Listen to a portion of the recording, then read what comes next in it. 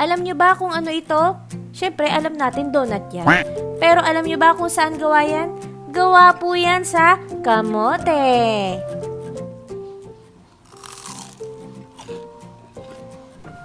Crispy kamote donut. Tara na at magsimula na tayo. Para sa ating recipe ay meron tayo ditong half kilo ng kamote. Ngayon, balatan natin ito at hiwain natin ito sa maliliit para kapag pinakuluan natin to is mas mabilis siyang lumambot. Ayan.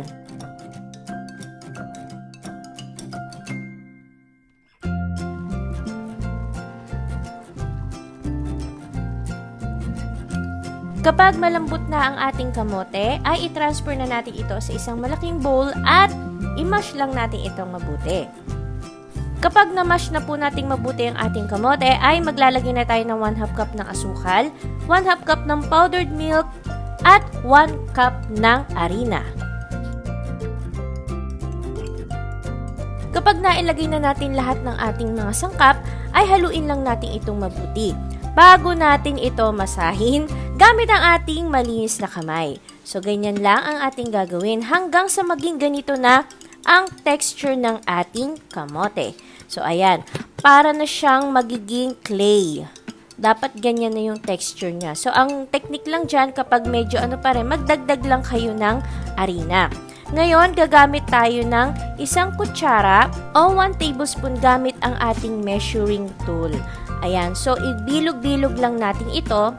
Tapos, i-flatten lang natin. At gagawa tayo ng butas doon sa pinakagitna. Ayan.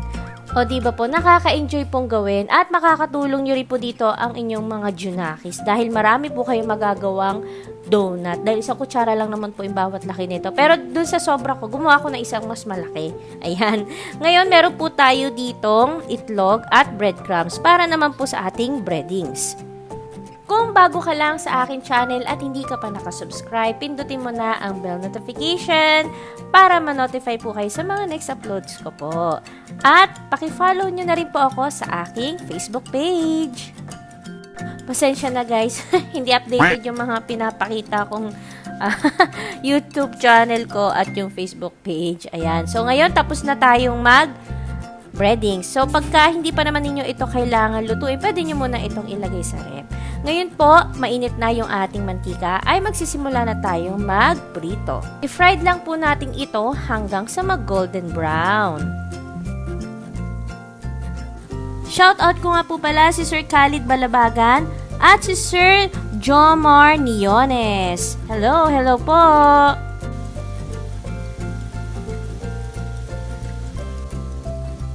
Ayan, golden brown na.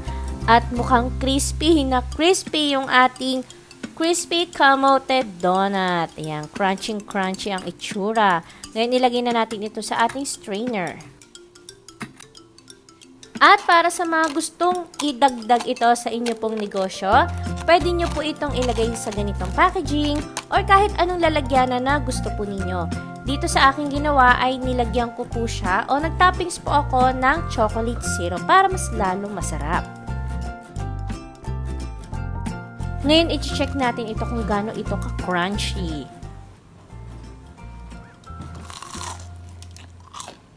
O, diba talaga nga namang napaka-crunchy ng ating crispy kamote donut. O, diba? Para maiba naman yung ating donut na ipapakain sa ating mga junakis, gawin na ninyong kamote. O, diba? Napakasarap po niyan. Kaya, kung hindi nyo pa ito natatry, nako, itry na ninyo para hindi kayo magsisi. Kung kayo po ay nag-enjoy sa ating recipe for today, ay huwag niyo pong kalimutan na i-like at i-share ang aking video sa inyong mga friends and loved ones.